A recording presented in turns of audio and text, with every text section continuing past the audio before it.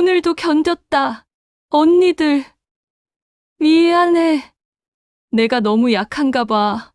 영하 20도의 혹독한 추위가 생활관을 얼어붙게 만든 그 밤, 창밖으로는 눈발이 거세게 몰아치고 있었습니다. 바람이 건물을 흔들어 댈 때마다 생활관 전체가 미세하게 떨렸고 다른 신병들은 모두 이불을 뒤집어쓰고 깊은 잠에 빠져 있었습니다. 하지만 한 여군 이병만은 침대 가장자리에 웅크린 채 얼어붙은 손으로 떨리며 무언가를 적고 있었습니다. 형광등 불빛이 희미하게 스며드는 가운데 한지우의 입김이 하얗게 새어나왔습니다. 손끝은 이미 동상에 걸릴 정도로 시퍼렇게 변해 있었고 입술은 보라빛으로 변색되어 있었습니다. 그럼에도 불구하고 지우는 그 작은 수천만은 절대 놓지 않았습니다. 오늘도 견뎠다. 지우의 목소리는 거의 들리지 않을 정도로 작았습니다.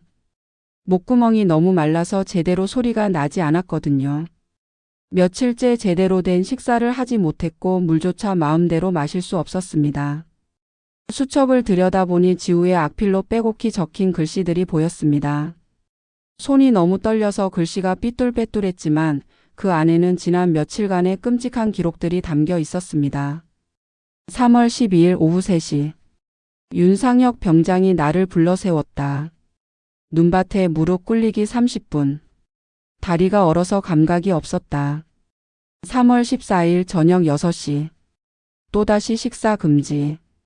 배가 너무 고파서 잠을 잘 수 없었다. 3월 17일 밤 10시. 군장을 2배로 지고 10km 뛰기. 토할 뻔했지만 참았다. 3월 20일 밤 11시. 얼음물에. 마지막 문장은 끝까지 쓰지 못했습니다. 지우는 펜을 잡은 손이 너무 떨려서 글씨를 제대로 쓸 수 없었거든요. 하지만 그 미완성된 문장만으로도 그날 밤 무슨 일이 벌어졌는지 충분히 짐작할 수 있었습니다. 지우는 수첩을 가슴팍에 꼭 안고 눈을 감았습니다. 언니들의 얼굴이 떠올랐습니다. 항상 자신을 따뜻하게 감싸주던 큰언니 민정의 미소, 아플 때마다 정성스럽게 돌봐주던 둘째 언니 수정의 다정한 손길, 힘들 때마다 옆에서 용기를 푹 돋아주던 셋째 언니 미정의 격려. 언니들 미안해. 내가 너무 약한가 봐. 지우의 눈에서 눈물이 흘러내렸습니다. 하지만 그 눈물마저 금세 차가운 공기에 얼어붙을 것 같았습니다. 그런데 지우는 아직 몰랐습니다. 자신을 그토록 사랑하며 키워준 언니 3명이 사실은 이 나라에서 가장 무서운 사람들이라는 걸 말입니다. 그리고 자신이 적고 있는 이 작은 기록들이 곧 거대한 폭풍의 시작이 될 거라는 것도요. 왜 그토록 착하고 성실했던 막내가 이런 지옥 같은 상황에 놓인 걸까요? 지우가 필사적으로 남기고 있는 이 기록들은 과연 빛을 볼 수 있을까요? 여러분이라면 이런 절망적인 상황에서 어떻게 했을까요? 포기했을까요? 아니면 끝까지 버텨냈을까요? 지금 구독, 좋아요, 알림 설정까지 해두시면 무료로 하루 한 편 웃음과 눈물이 있는 사연이 매일 배달됩니다. 그럼 이야기 시작하겠습니다. 따뜻한 봄날 오후 햇살이 창문을 통해 부드럽게 스며드는 작은 아파트. 거실에서는 4 자매가 둘러앉아 있었습니다. 거실 한쪽 벽에는 정성스럽게 모신 부모님 영정 사진이 걸려 있었고 그 앞에는 언제나 신선한 꽃이 놓여 있었습니다. 오늘도 지우가 정성스럽게 갈아준 하얀 국화꽃이 은은한 향기를 풍기고 있었죠. 소파에 앉은 4 자매의 모습은 참으로 다정했습니다. 큰언니 한민정은 35의 나이답게 의젓한 모습이었습니다. 단정한 정장 차림에 깔끔하게 정리된 머리 스타일, 그리고 언제나 차분하면서도 따뜻한 눈빛을 가지고 있었죠. 민정은 항상 가족의 든든한 기둥 역할을 해왔습니다. 둘째 한수정은 33 언니들 중에서도 가장 다정다감한 성격이었습니다. 부드러운 미소를 늘 입가에 머금고 있었고 막내 지우를 볼 때면 마치 자신의 딸을 보는 듯한 애정 어린 눈빛을 보였습니다. 수정은 늘 하얀 가운 같은 옷을 입고 출근했는데 지우는 언니가 의료 관련 일을 한다고만 알고 있었습니다. 셋째 한미정은 31, 세 언니 중에서도 가장 예리하고 똑똑한 면이 있었습니다. 날카로운 판단력과 뛰어난 분석력을 가지고 있었지만 막내 앞에서만큼은 언제나 다정한 언니였죠. 미정은 늘 서류 가방을 들고 다녔고 때로는 늦은 밤까지 일하는 모습을 보였습니다. 그리고 막내 한지우. 21의 지우는 언니들보다 한참 어렸지만 그 누구보다 강한 의지를 가지고 있었습니다. 큰 눈망울에는 늘 맑은 빛이 담겨 있었고 작은 체구에도 불구하고 웬만한 일에는 꿋꿋하게 버텨내는 인내력이 있었죠. 지우야, 정말로 군대에 가려고 하는 거야? 큰언니 민정의 목소리에는 깊은 걱정이 배어 있었습니다. 민정은 지우의 어깨를 부드럽게 어루만지며 말했습니다. 그 손길에는 오랜 세월 막내를 돌봐온 언니의 애정이 고스란히 담겨 있었죠. 응, 언니. 이번엔 정말로 내 힘으로 해보고 싶어. 지우의 목소리는 작았지만 단호했습니다. 고개를 살짝 숙인 채 손을 꼭 쥐고 있는 모습에서 얼마나 많은 고민을 했는지 알 수 있었습니다. 부모님이 세상을 떠난 건 지우가 중학교 2학년 때였습니다. 갑작스러운 교통사고였죠. 그날 밤의 비극은 아직도 내 자매의 마음속에 깊은 상처로 남아 있었습니다. 장례식장에서 오열하던 어린 지우를 새 언니가 번갈아 안아주던 모습, 그리고 그때부터 시작된 내 자매만의 삶. 그때부터 민정은 직장을 다니며 생계를 책임졌습니다. 새벽 일찍 나가서 밤늦게 돌아오는 일상이 반복됐지만 한 번도 힘들다는 소리를 하지 않았죠. 수정은 각자의 일을 하면서도 지우의 학교 행사에는 빠지지 않고 참석했습니다. 미정은 지우의 숙제를 도와주고 진로 상담을 해주는 역할을 맡았고요. 지우는 언니들의 이런 모습을 보며 자랐습니다. 감사하면서도 한편으로는 부담스러웠죠. 친구들은 부모님과 함께 가족 여행을 가거나 용돈을 받아 자유롭게 쓰는데 자신은 언제나 언니들의 희생 위에서 살고 있다는 생각이 들었거든요. 언니들 덕에 산다는 말을 수도 없이 들었습니다. 물론 고마운 마음이 컸지만 동시에 언젠가는 독립하고 싶다는 마음도 자라났죠. 언니들도 모두 바쁘잖아. 각자 중요한 일을 하고 있고. 나도 이제 어른이니까 독립하고 싶어. 언니들처럼 당당하게 살고 싶단 말이야. 지우의 말에 거실이 조용해졌습니다. 언니들은 각자 복잡한 마음이 들었을 겁니다. 그동안 정성껏 키워온 막내가 이제 자신의 길을 찾겠다고 하니 뿌듯하면서도 걱정이 앞섰죠. 민정이 깊은 한숨을 쉬며 입을 열었습니다. 알겠다, 지우야. 내 결정을 존중해 줄게. 하지만 정말 힘들면 언제든지 집으로 돌아와.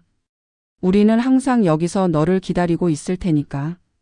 민정의 목소리에는 막내를 향한 무한한 사랑이 담겨 있었습니다. 수정이 지우의 손을 잡으며 말했습니다. 우리 막내가 이렇게 의젓해지다니. 정말 자랑스럽다. 미정도 고개를 끄덕이며 덧붙였습니다. 그래, 지우야. 내가 원하는 거라면 우리가 응원해 줄게. 다만 몸 조심하고 무슨 일이 있어도 우리한테 연락하는 거 잊지 마. 그날 밤 지우는 입대 전 마지막 밤을 언니들과 함께 보냈습니다. 내 자매는 밤늦도록 이야기를 나누었죠. 어린 시절 추억부터 시작해서 앞으로의 계획까지. 지우는 언니들의 직업이 정확히 무엇인지는 몰랐습니다. 민정은 늘 깔끔한 정장을 입고 출근했고 가끔 늦은 시간에 중요해 보이는 전화를 받곤 했죠. 수정은 하얀 가운 같은 옷을 입고 나갔는데 의료 관련 일을 한다고만 알고 있었습니다.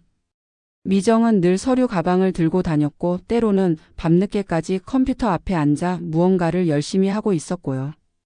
세 언니 모두 자신의 일에 대해서는 자세히 말하지 않았습니다. 다만 중요한 일이라고만 했죠.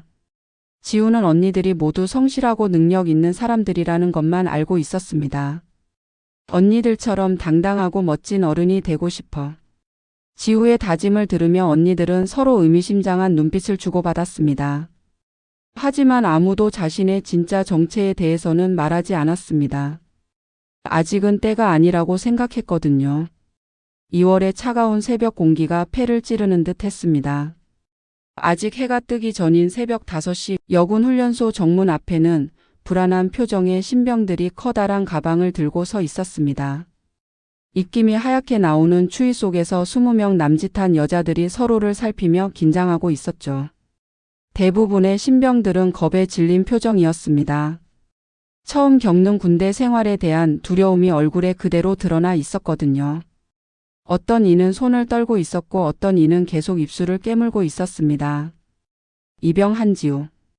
이름이 호명되자 지우는 큰 목소리로 대답했습니다. 예. 지우의 목소리는 또렷하고 힘이 있었습니다. 주변의 다른 신병들과는 확연히 다른 모습이었죠.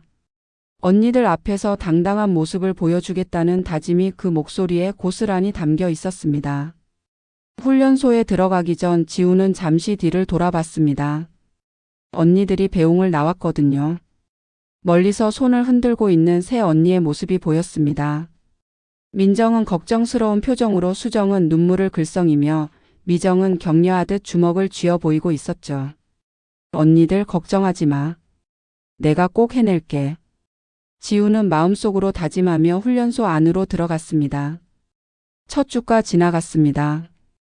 다른 신병들이 훈련의 강도에 적응하지 못해 힘들어할 때 지우만큼은 달랐습니다. 새벽 5시 기상 나팔이 울리면 가장 먼저 벌떡 일어났고 세면이며 정리정돈도 누구보다 완벽하게 해냈습니다. 생활관에서 지우의 침대 주변은 언제나 깔끔했습니다. 이불은 각지게 개어져 있었고 사물함 정리도 완벽했죠. 다른 신병들이 아직 어리둥절해하고 있을 때 지우는 이미 군대 생활에 완전히 적응한 모습이었습니다. 야, 한지우. 너 진짜 대단하다. 어떻게 이렇게 잘해? 같은 분대 김영희가 감탄했습니다. 영희는 23 명문대를 졸업하고 입대한 똑똑한 신병이었죠. 하지만 군대 생활에는 지우만 못했습니다. 당연하지. 나 언니들한테 창피 안 당하려고 왔거든. 지우의 대답에 다른 신병들이 웃음을 터뜨렸습니다. 하지만 그 웃음 속에는 지우에 대한 존경심이 담겨 있었죠. 박소영, 이민아, 최하늘. 함께 훈련받는 동기들은 하나둘씩 지우를 따르기 시작했습니다. 지우가 먼저 나서서 힘든 일을 도맡아 했고 어려워하는 동기들을 도와주었거든요. 하지만 진짜 시험은 첫 번째 행군이었습니다. 20km를 완전 무장하고 걸어야 하는 훈련이었죠. 더구나 이번에는 남자 신병들과 함께하는 연합훈련이었습니다. 훈련 당일 새벽부터 차가운 비가 내리고 있었습니다. 흙길은 질척거렸고 시야는 뿌옇게 흐려져 있었죠. 이런 날씨에 20km를 걷는다는 것은 상상 이상으로 힘든 일이었습니다. 출발. 조교의 호령과 함께 행군이 시작됐습니다. 무거운 군장이 어깨를 눌렀지만 지우는 이를 악물고 걸었습니다. 군장 무게만 해도 15kg이 넘었거든요. 거기에 빗물까지 스며들어 더욱 무거워졌습니다. 1시간이 지나자 벌써 몇 명이 뒤처지기 시작했습니다. 여자 신병들 중에서는 절반 가까이가 숨을 헐떡이며 걸음을 늦추고 있었죠. 안 돼. 너무 힘들어. 같은 분대 소영이 중간에 멈춰 서려고 했습니다. 하지만 지우가 다가가서 소영의 군장 일부를 대신 들어줬습니다. 괜찮아, 소영아. 조금만 더 힘내자. 지우의 격려에 소영은 다시 걸음을 옮겼습니다. 2시간이 지나자 남자 신병들 중에서도 탈진하는 사람이 나오기 시작했습니다. 덩치 큰 남자 신병들도 하나둘씩 길바닥에 주저앉았죠. 안 돼. 못 걷겠어. 다리가 후들후들해. 체격이 좋아 보이던 남자 신병 하나가 길바닥에 털썩 주저앉았습니다. 얼굴은 창백했고 온몸이 식은 땀으로 젖어 있었죠. 그런데 지우는 여전히 묵묵히 걷고 있었습니다. 비에 젖어 무거워진 군장을 메고 질척거리는 흙길을 한 걸음 한 걸음 꿋꿋하게 걸어가고 있었습니다. 땀이 비 오듯 흘렀지만 포기하지 않았죠. 저 여자 신병 좀 봐라. 대단하네, 진짜. 우리보다 체력이 좋은 것 같은데? 저런 여자는 처음 봐. 남자 신병들 사이에서 감탄사가 터져 나왔습니다. 처음에는 여자가 뭘 할 수 있겠어라는 식으로 무시하던 시선들이 점점 존경으로 바뀌고 있었습니다. 마침내 행군이 끝났을 때 지우는 여자 신병 중에서 가장 앞서서 완주했을 뿐만 아니라 전체 신병 중에서도 상위권에 들었습니다. 완주한 신병은 전체의 3분의 2 정도였죠. 이병 한지우 정말 잘했다. 분대장 김상준 하사의 격려를 받으며 지우는 뿌듯해했습니다. 상준 하사는 평소에도 엄격하기로 유명했는데 그런 그가 지우를 칭찬하는 모습을 보고 다른 신병들도 놀랐죠. 하지만 한 사람만은 이 광경을 못마땅하게 지켜보고 있었습니다. 윤상혁 병장. 26살의 그는 남자 신병들을 담당하는 조교 중 하나였습니다. 키는 평균 정도였지만 어깨가 좁아서 체격이 왜소해 보였고 실제로 체력도 남자 신병들 중에서 하위권에 속했죠. 그런 그가 여자 신병 하나가 자신보다 훨씬 잘하는 모습을 보니 자존심이 상했습니다. 즉 재수없어. 윤 병장의 입에서 중얼거림이 새어나왔습니다. 그의 눈에는 불길한 감정이 스쳐 지나갔죠. 질투와 열등감 그리고 복수심 같은 것들이 뒤섞인 감정이었습니다. 훈련이 끝난 저녁 지우는 다른 신병들과 함께 생활관에서 휴식을 취하고 있었습니다. 하루 종일 힘든 훈련을 받았지만 기분은 상쾌했습니다. 오늘 행군에서 좋은 성과를 거둔 것이 뿌듯했거든요. 생활관은 따뜻한 난방 때문에 바깥의 추위와는 대조적으로 포근했습니다. 신병들은 각자 침대에 앉아 편지를 쓰거나 서로 조용히 이야기를 나누고 있었죠. 지우도 침대에 앉아서 언니들에게 보낼 편지를 쓰고 있었습니다. 첫 번째 행군을 성공적으로 마쳤다는 소식을 전하고 싶었거든요. 언니들아, 나 오늘 정말 잘했어. 행군에서 완주했을 뿐만 아니라 상위권에 들었다고. 지우가 편지에 열중하고 있을 때였습니다. 이병 한지우. 갑자기 생활관 문이 벌컥 열리며 윤상혁 병장이 들어왔습니다.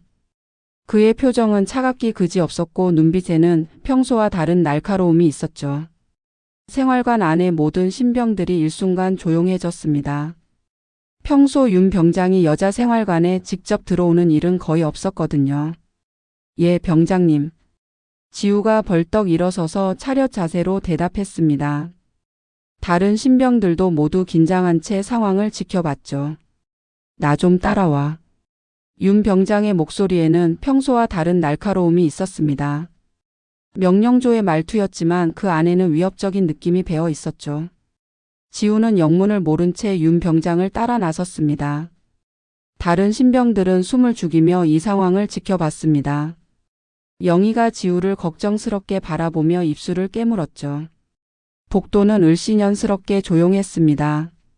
형광등이 깜빡거리며 희미한 불빛을 내고 있었고 바깥에서는 차가운 바람이 창문을 흔들어 대고 있었죠. 윤 병장은 복도 끝 구석진 곳에서 멈춰 섰습니다. 그곳은 다른 사람들의 시선이 닿지 않는 사각지대였죠. 감시 카메라도 없는 곳이었습니다. 윤 병장이 천천히 돌아서며 지우를 쏘아보듯 바라봤습니다. 그의 눈에는 치사한 감정이 가득했죠. 이병 한지우, 내가 잘 버티면 내가 바보 된다. 갑작스러운 말에 지우는 당황했습니다. 무슨 소리인지 이해할 수 없었거든요. 지우는 큰 눈을 깜빡이며 윤 병장을 올려다봤습니다. 앞으로 내가 얼마나 강한지 내가 직접 확인해 주겠다. 윤 병장의 말에는 명백한 협박이 담겨 있었습니다. 그의 목소리는 낮고 음험했고 마치 먹이를 노리는 맹수 같은 느낌이었죠. 지우는 온몸에 소름이 돋았습니다. 본능적으로 위험을 감지했거든요. 무엇을? 무슨 말씀이신지. 지우가 떨리는 목소리로 물었지만 윤 병장은 비웃듯 코웃음을 쳤습니다. 모르겠다고? 그럼 천천히 알아가면 돼. 아주 천천히 말이야. 윤 병장의 입가에 음침한 미소가 번졌습니다. 그 미소를 보며 지우는 등골이 서늘해지는 걸 느꼈죠. 지우는 고개를 숙이며 겨우 대답했습니다. 예. 알겠습니다, 병장님. 좋아. 그럼 내일부터 시작해보자. 내가 정말 얼마나 강한지 말이야. 윤 병장은 그 말을 남기고 유유히 사라졌습니다. 복도에 혼자 남은 지우는 한동안 멍하니 서 있었죠. 무슨 일이 벌어질지 짐작조차 할 수 없었지만 불길한 예감만은 확실했습니다. 생활관으로 돌아온 지우의 얼굴은 창백해져 있었습니다. 영희가 걱정스럽게 다가왔죠. 지우야, 무슨 일이야? 얼굴이 하얗게 됐어. 아니야, 별일 아니야. 지우는 억지로 미소를 지으며 대답했지만 영희는 뭔가 이상하다는 걸 느꼈습니다. 그날 밤 지우는 잠을 이루지 못했습니다. 윤 병장의 차가운 눈빛이 계속 머릿속에 맴돌았거든요. 천장을 바라보며 뒤척이다가 지우는 언니들이 선물해준 작은 수첩을 꺼냈습니다. 그 수첩은 입대 전날 반미정 언니가 선물해준 것이었습니다. 힘든 일이 있으면 기록해둬. 그러면 마음이 좀 편해질 거야. 라고 했었죠. 지우는 떨리는 손으로 첫 번째 기록을 남겼습니다. 3월 12일. 윤상혁 병장이 이상한 말을 했다. 내가 잘 버티면 내가 바보 된다고. 뭔가 위험한 느낌이 든다. 내일부터 뭔가 시작될 것 같다. 이것이 지우의 지옥 같은 나날들의 시작이었습니다. 하지만 지우는 아직 몰랐죠. 이 작은 기록들이 훗날 얼마나 중요한 증거가 될지를. 며칠 뒤 윤 병장의 진짜 의도가 서서히 드러나기 시작했습니다. 이병 한지우, 내가 체력이 좋다며? 오늘은 특별 훈련을 해주겠다. 새벽 5시 다른 신병들이 모두 깊은 잠에 빠져 있는 시간에 윤 병장이 지우를 깨웠습니다. 밖은 눈이 펑펑 내리고 있었고 바람이 거세게 몰아치고 있었죠. 지우는 졸린 눈을 비비며 일어났습니다. 창밖을 보니 세상이 온통 하얗게 변해 있었습니다. 눈이 하루 종일 내린 모양이었죠. 빨리 따라와. 윤 병장의 명령에 지우는 어쩔 수 없이 따라 나섰습니다. 다른 신병들은 모두 잠들어 있었고 생활관은 고요했습니다. 훈련소 뒤편으로 가는 길은 눈이 무릎까지 쌓여 있어서 걷기 힘들었습니다. 차가운 바람이 얼굴을 때리며 지나갔고 지우의 숨결은 하얗게 새어나왔죠. 여기서 멈춰. 윤 병장이 훈련소 뒤편 눈밭에서 멈춰 섰습니다. 그곳은 사람들의 시선이 닿지 않는 외진 곳이었죠. 주변에는 아무도 없었고 감시 카메라도 없었습니다. 무릎 꿇어. 윤 병장의 명령이 떨어졌습니다. 영하 15도의 혹독한 추위 속에서 눈밭에 무릎을 꿇으라는 것이었죠. 지우는 잠시 망설였습니다. 이런 추위에 눈밭에 무릎을 꿇는다는 것은 말이 안 됐거든요. 하지만 윤 병장의 차가운 눈빛을 보고는 어쩔 수 없이 무릎을 꿇었습니다. 차가운 눈이 지우의 무릎을 파고들었습니다. 군복 바지가 금세 젖었고 피부에 닿은 눈이 녹으면서 뼛속까지 차가운 기운이 스며들었죠. 1시간 동안 꿇어 있어. 움직이면 2시간이다. 윤 병장은 그 말을 남기고 어디론가 사라졌습니다. 지우는 혼자 눈밭에 남겨졌죠. 눈은 계속 내렸습니다. 지우의 머리와 어깨에 눈이 쌓였고 옷은 점점 젖어갔습니다. 추위가 뼛속까지 스며들어 온몸이 떨렸지만 지우는 꿋꿋이 버텼습니다. 언니들이 보고 있다고 생각하자.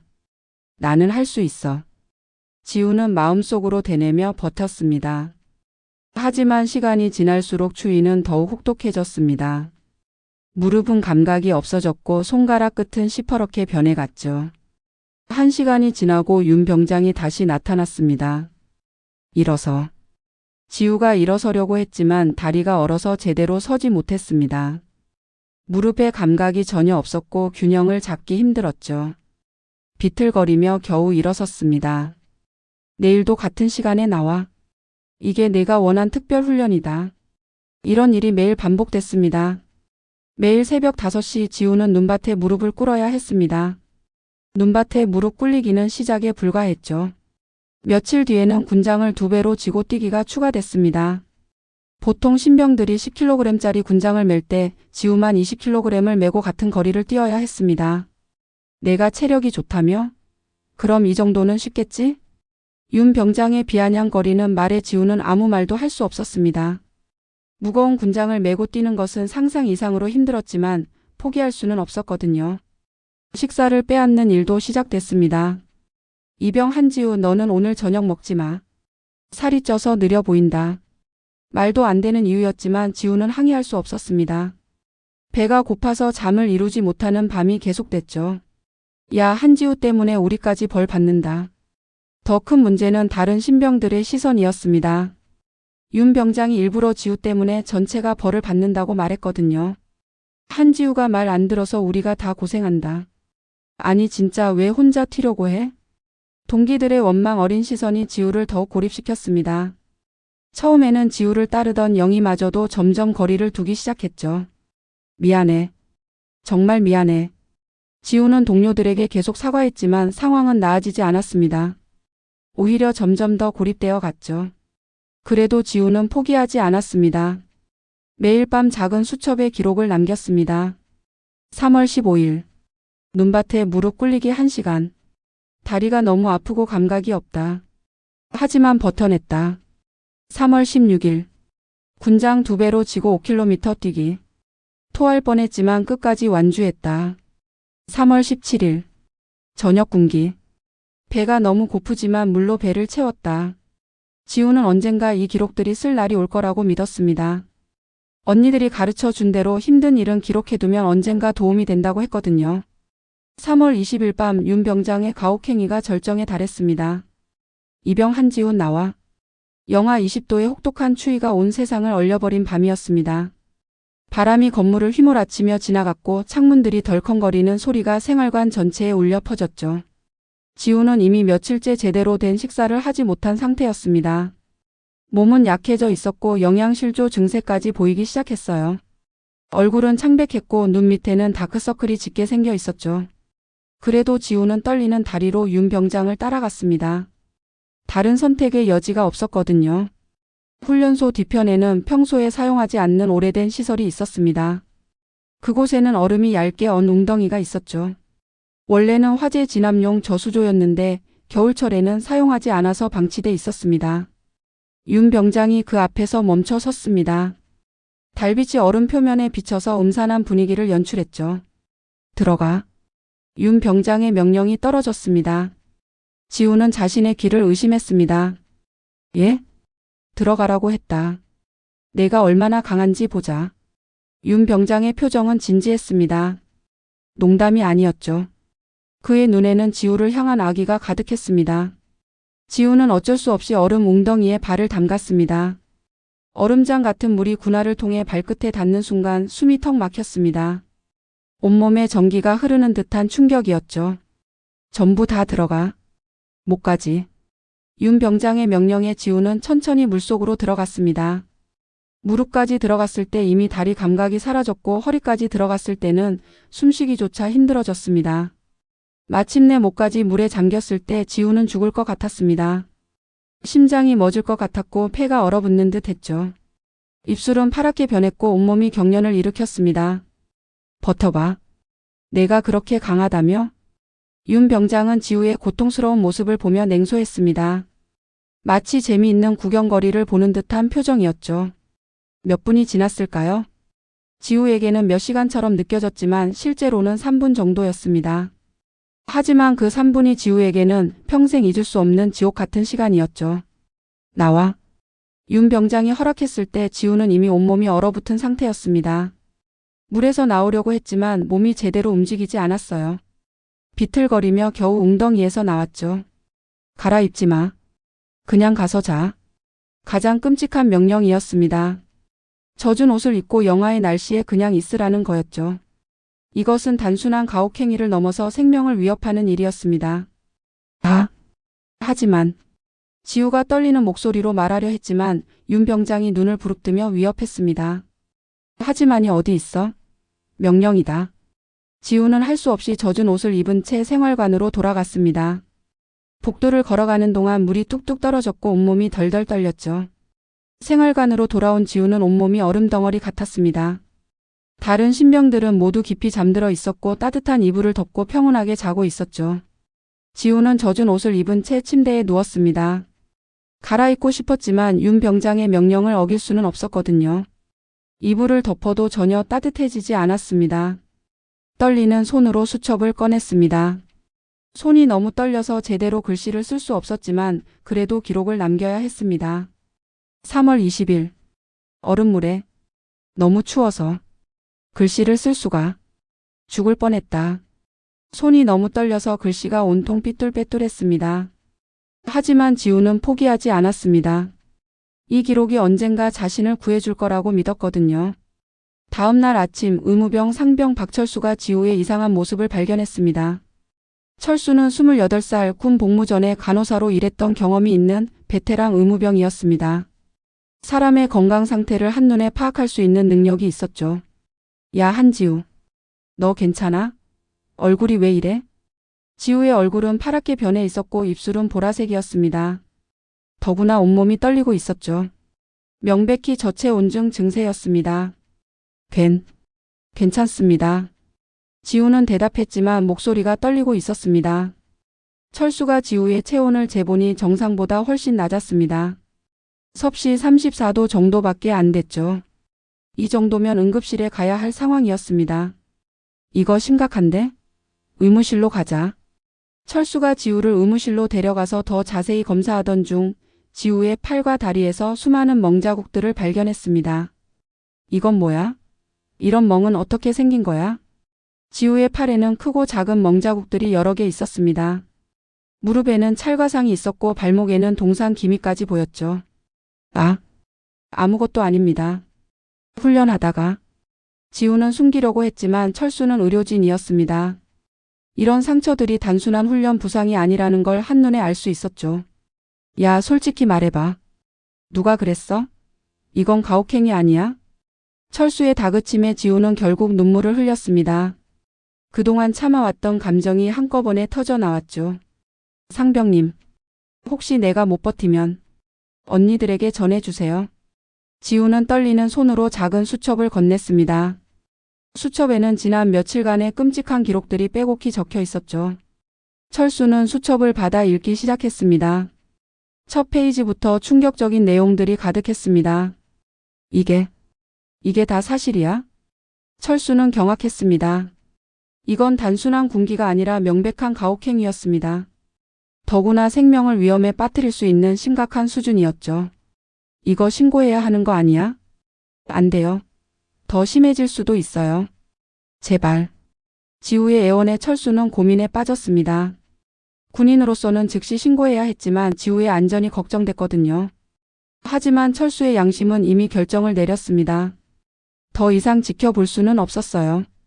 지우야, 걱정하지 마. 내가 뭔가 방법을 찾아볼게. 그날 밤 철수는 지우 몰래 수첩 내용을 사진으로 찍어 두었습니다. 그리고 지우의 상처 사진도 의료 기록으로 남겨두었죠. 이대로는 안 돼. 누군가에게 알려야 해. 철수는 지우를 구할 방법을 찾기 시작했습니다. 며칠 뒤 윤 병장의 가혹행위는 더욱 교묘하고 악질적으로 변했습니다. 이제는 신체적 고통뿐만 아니라 정신적 고통까지 가하기 시작했죠. 집합. 전체 신병들이 모인 자리에서 윤 병장이 지우를 앞으로 불렀습니다. 다른 신병들이 모두 지켜보는 가운데 벌어진 일이었죠. 이병 한지우 앞으로 나와. 지우는 떨리는 다리로 앞으로 나갔습니다. 20명 남짓한 신병들의 시선이 모두 자신에게 집중되는 걸 느꼈죠. 내가 있으면 부대 전체가 약해진다. 윤 병장의 말은 마이크를 통해 생활관 전체에 울려 퍼졌습니다. 다른 신병들이 지켜보는 가운데 벌어진 공개 모욕이었죠. 넌 군인이 아니라 짐짝이다. 차라리 집에 가서 언니 치마꼴이나 붙잡고 있어. 윤 병장의 말에 몇몇 신병들이 킥킥거렸습니다. 지우는 고개를 숙이고 참을 수밖에 없었죠. 얼굴이 화끈거렸고 눈물이 날 것 같았지만 꾹 참았습니다. 대답해봐. 내가 여기 있을 자격이 있다고 생각해? 윤 병장의 질문에 지우는 대답할 수 없었습니다. 뭘 대답해도 더 큰 모욕이 기다리고 있을 게 뻔했거든요. 야, 대답 안 해? 그럼 오늘 밤에 내가 직접 가르쳐 주겠다. 윤 병장의 말에는 섬뜩한 암시가 담겨 있었습니다. 다른 신병들은 무슨 뜻인지 정확히 몰라도 분위기가 심상치 않다는 걸 느꼈죠. 집합이 끝난 후 지우는 구석에 혼자 앉아 있었습니다. 다른 신병들은 지우를 피하기 시작했어요. 윤 병장이 지우와 가까이 지내면 같이 벌을 받는다고 협박했거든요. 야, 한지우. 너 때문에 우리가 계속 고생하잖아. 소영이 다가와서 불평했습니다. 처음에는 지우와 친했는데 이제는 완전히 등을 돌린 상태였죠. 그냥 포기하면 안 돼? 계속 버티면 우리까지 피해야. 영희도 차가운 말을 했습니다. 지우의 가장 가까운 친구였는데 이제는 남보다도 못한 사이가 되어버렸어요. 지우는 아무 말도 할 수 없었습니다. 변명해봤자 소용없다는 걸 알았거든요. 그날 밤 지우는 또다시 수첩을 꺼냈습니다. 3월 25일. 공개 모욕. 동기들도 모두 등을 돌렸다. 더 이상 버틸 자신이 없다. 하지만 지우는 포기하지 않았습니다. 언니들의 얼굴이 떠올랐거든요. 언니들이 얼마나 자신을 믿고 있는지. 그 믿음을 저버릴 수는 없었습니다. 언니들이라면 뭐라고 할까? 포기하라고 할까 아니면 끝까지 버티라고 할까? 지우는 언니들의 목소리를 떠올려 봤습니다. 큰언니 민정의 단호한 목소리, 둘째 언니 수정의 따뜻한 격려, 셋째 언니 미정의 냉정한 조언. 아니야. 언니들은 절대 포기하라고 하지 않을 거야. 끝까지 버티라고 할 거야. 지우는 마음을 다잡고 수첩에 다시 썼습니다. 하지만 나는 포기하지 않는다. 언니들을 실망시킬 수는 없다. 한편 의무병 철수는 고민 끝에 중대한 결정을 내렸습니다. 지우의 안전을 위해서라도 외부에 알려야 한다고 생각했거든요. 철수는 지우가 말한 언니들의 연락처를 찾기 시작했습니다. 지우의 개인 신상 정보에서 보호자 연락처를 확인할 수 있었죠. 한민정, 한수정, 한미정. 모두 서울에 살고 있네. 철수는 지우의 기록과 의료 차트 그리고 상처 사진들을 USB에 저장했습니다. 그리고 조심스럽게 외부로 발송할 준비를 했죠. 3월 말 훈련소에서는 혹한기 야간 행군 훈련이 예정되어 있었습니다. 영하 25도의 극한 추위 속에서 20km를 걸어야 하는 극한 훈련이었죠. 지우는 이미 며칠째 제대로 된 식사를 하지 못한 상태였습니다. 윤 병장이 계속 식사를 금지했거든요. 몸무게는 입대 때보다 5kg이나 빠져 있었고 얼굴은 완전히 헬쑥해져 있었습니다. 오늘 야간 행군이지? 내가 좋아하는 거 아니야? 윤 병장이 비아냥거리며 말했습니다. 지우는 아무 대답도 하지 않았죠. 자정이 넘어서 시작하니까 미리 준비해도. 아, 그리고 너는 특별히 군장을 더 무겁게 해줄게. 윤 병장은 지우의 군장에 추가로 모래주머니를 넣었습니다. 다른 신병들보다 10kg이나 더 무거운 군장을 매야 했죠. 자정이 넘은 시각 신병들은 완전 무장한 채 어둠 속으로 사라졌습니다. 달빛조차 구름에 가려져 있어서 앞이 거의 보이지 않았죠. 지우는 다른 신병들보다 훨씬 무거운 군장을 메고 걸었습니다. 이미 몸이 약해진 상태에서 과도한 무게는 엄청난 부담이었어요. 1시간이 지나자 남자 신병들도 하나둘씩 뒤처지기 시작했습니다. 극한의 추위와 어둠 그리고 험한 산길이 신병들을 지치게 만들었죠. 안 돼. 너무 추워. 체격이 좋던 남자 신병 김동현이 털썩 주저앉았습니다. 손가락이 동상에 걸려서 제대로 움직일 수 없었거든요. 나도 못 걷겠어. 다리가 안 움직여. 또 다른 신병 이준호도 눈밭에 무릎을 꿇었습니다. 극한의 추위에 체력이 급격히 떨어진 거죠. 2시간이 지나자 전체 신병의 절반 가까이가 낙오했습니다. 구급차까지 출동하는 상황이었죠. 하지만 지우만은 계속 걸었습니다. 비틀거리면서도 넘어질 듯 하면서도 멈추지 않았어요. 저 여자 어떻게 저래? 대단하다 진짜. 우리보다 강한 것 같은데? 아직 남아있는 신병들이 지우를 보며 감탄했습니다. 하지만 지우의 상태는 이미 한계를 넘어서고 있었어요. 눈앞이 어지러질했고 다리에 힘이 들어가지 않았습니다. 숨쉬기도 힘들었고 심장이 불규칙하게 뛰고 있었죠. 언니들, 미안해. 더 이상은. 지우는 비틀거리며 걸었습니다. 하지만 몸이 말을 듣지 않았어요.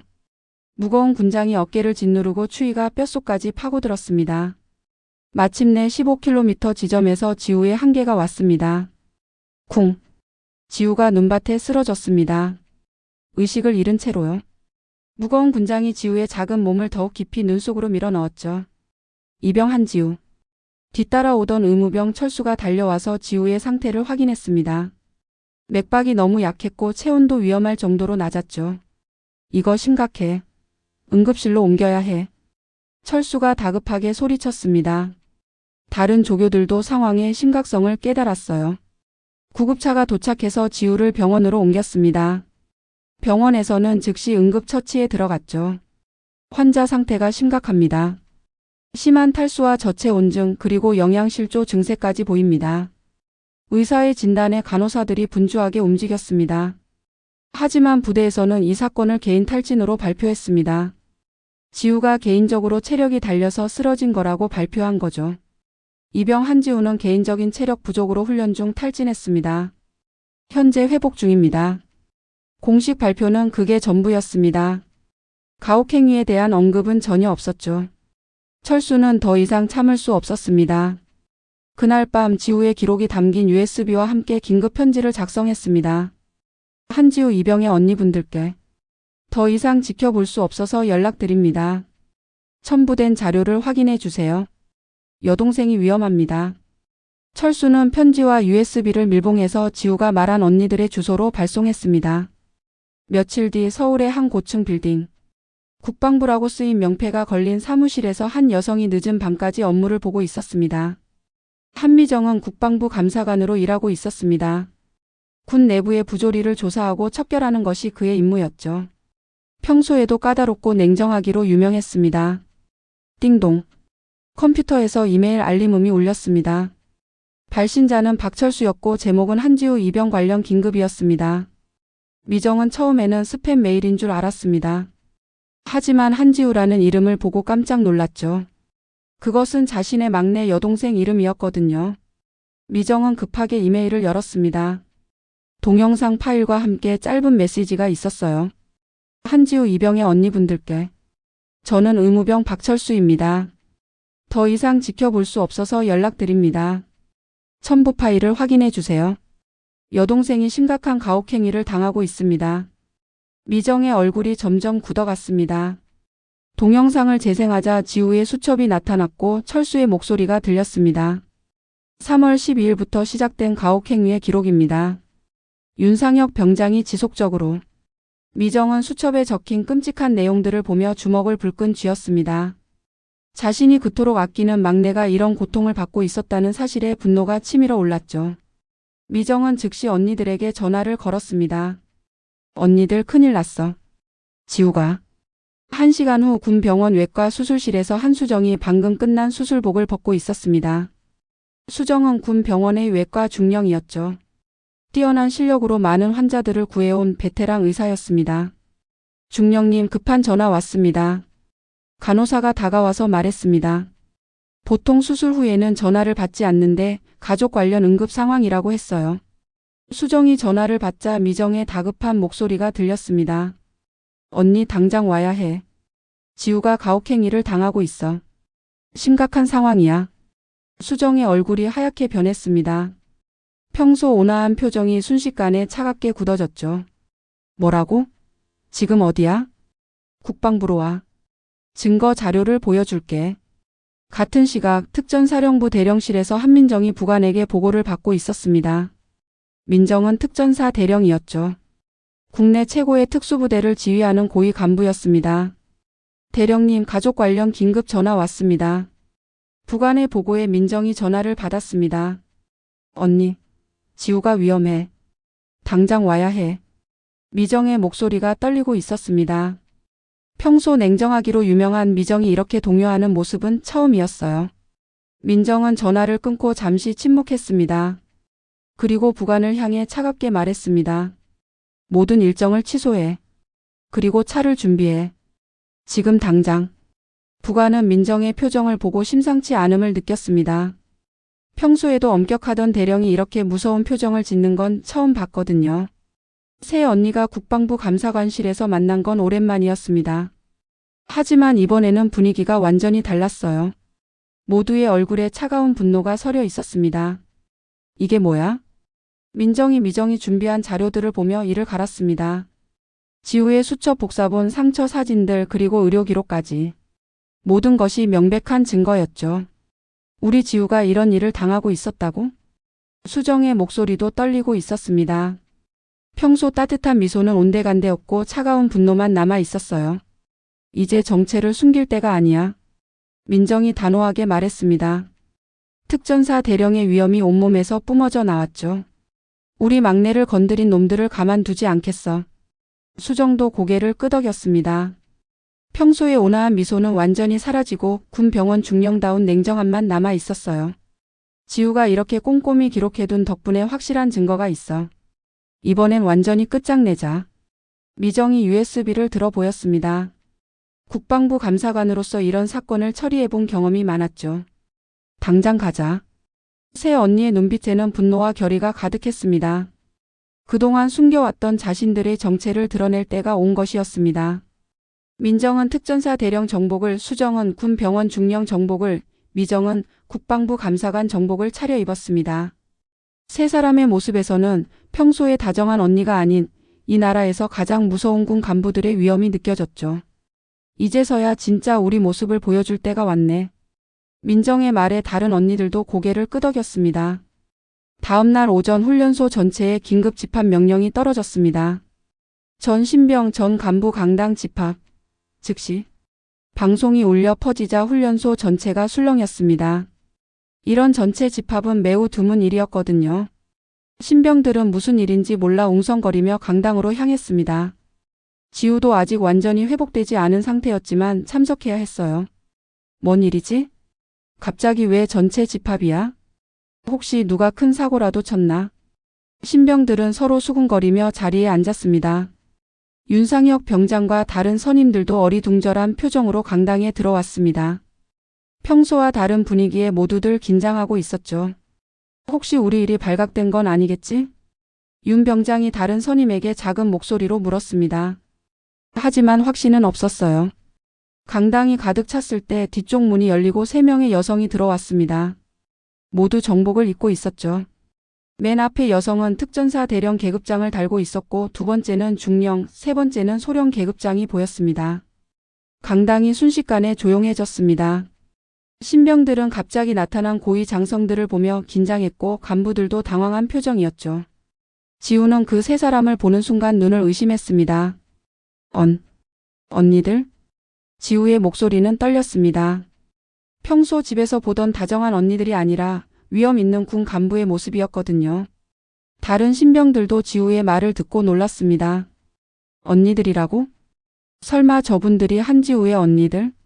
한민정 대령이 앞으로 나서며 마이크를 잡았습니다. 그의 목소리는 차갑고 단호했어요. 나는 특전사령부 한민정 대령이다. 강당이 더욱 조용해졌습니다. 윤상혁 병장의 얼굴이 하얗게 변했죠. 이분은 군병원 한수정 중령 그리고 국방부 감사관 한미정 소령이다. 새 언니의 소개에 강당 안의 모든 사람들이 충격에 빠졌습니다.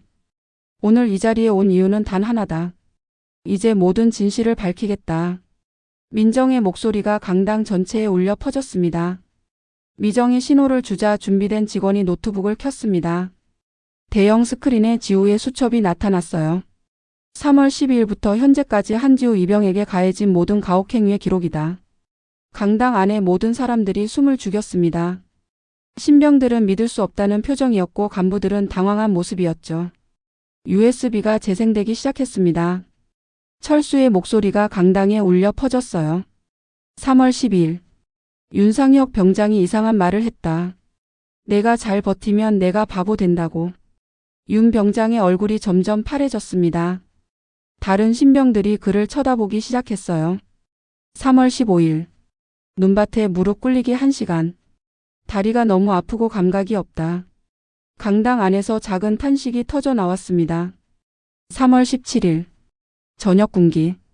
배가 너무 고프지만 물로 배를 채웠다. 신병들의 표정이 점점 굳어갔습니다.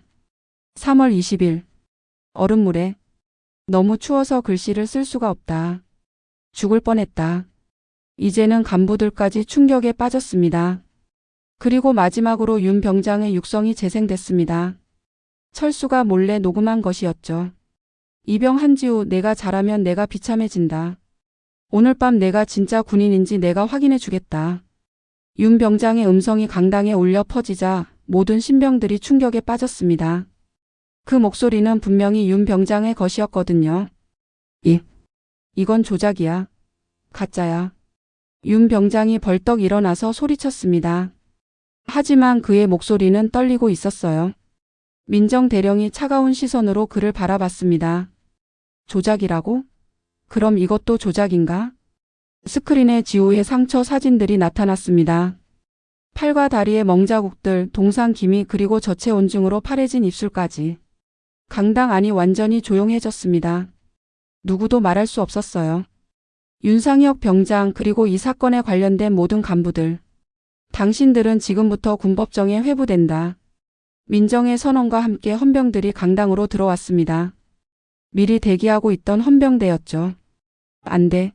이건 오해야. 나는 그냥 윤 병장이 발버둥쳤지만 소용없었습니다. 헌병들이 그를 체포하기 시작했어요. 다른 관련 간부들도 하나둘씩 연행됐습니다. 가혹행위를 알고도 방관한 중대장까지 포함해서요. 지우는 눈물을 터뜨렸습니다. 그동안 혼자 버텨왔던 고통이 한꺼번에 쏟아져 나왔죠. 언니들. 지우의 부르짖음에 새 언니가 달려왔습니다. 평소에 다정한 언니들의 모습으로 돌아와서 지우를 꽉 안아주었어요. 지우야, 정말 수고했어. 내가 끝까지 기록해줘서 우리가 올 수 있었어.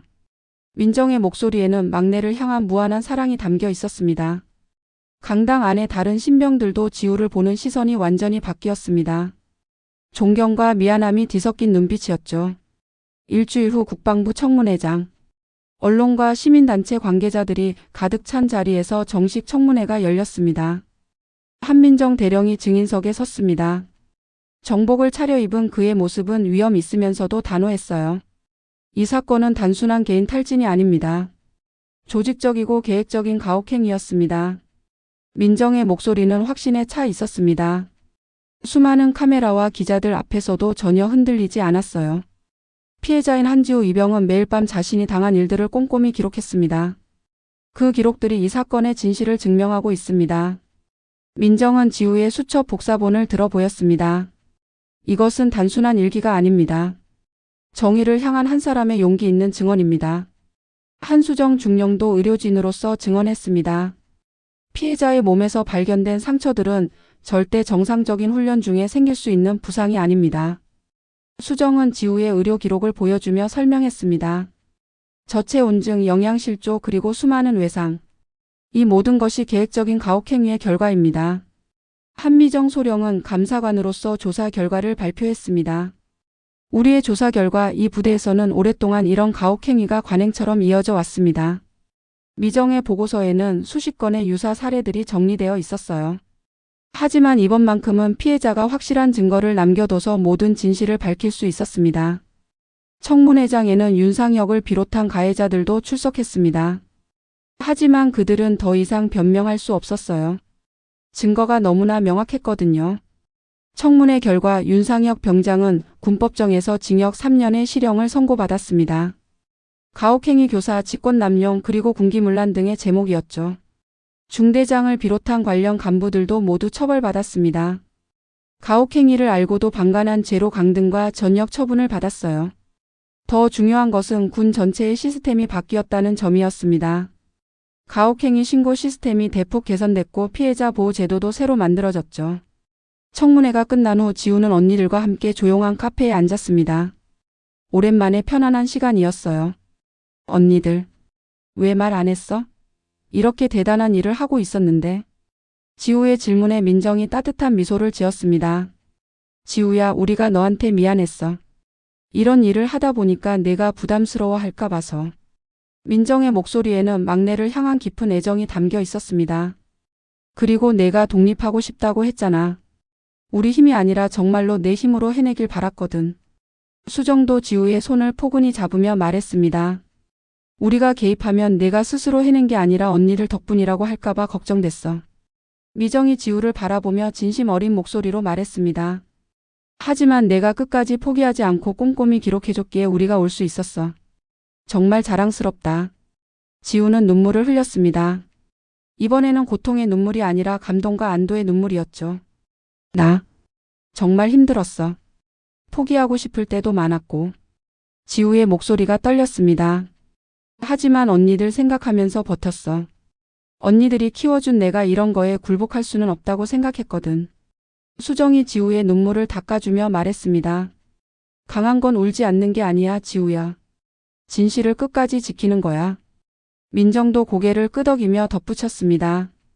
내가 남긴 기록 하나하나가 정의를 실현하는 도구가 됐어. 이보다 더 대단한 일이 어디 있겠니? 미정이 진지한 표정으로 말했습니다. 그리고 너의 이름은 이제 많은 사람들에게 용기와 정의의 상징으로 남을 거야. 내 자매가 따뜻하게 포옹했습니다. 카페 창밖으로는 따뜻한 봄 햇살이 비쳐들고 있었습니다. 가족의 사랑과 정의에 대한 신념 그리고 진실을 향한 용기. 이 모든 것이 모여 한 사람의 인생을 바꾸고 나아가 사회 전체를 변화시켰습니다. 한지우의 작은 수첩에서 시작된 이야기는 결국 거대한 변화의 물결이 되었고 그 물결은 지금도 계속 퍼져나가고 있습니다. 오늘의 이야기가 즐거우셨다면 구독, 좋아요 부탁드립니다. 내내 건강하세요.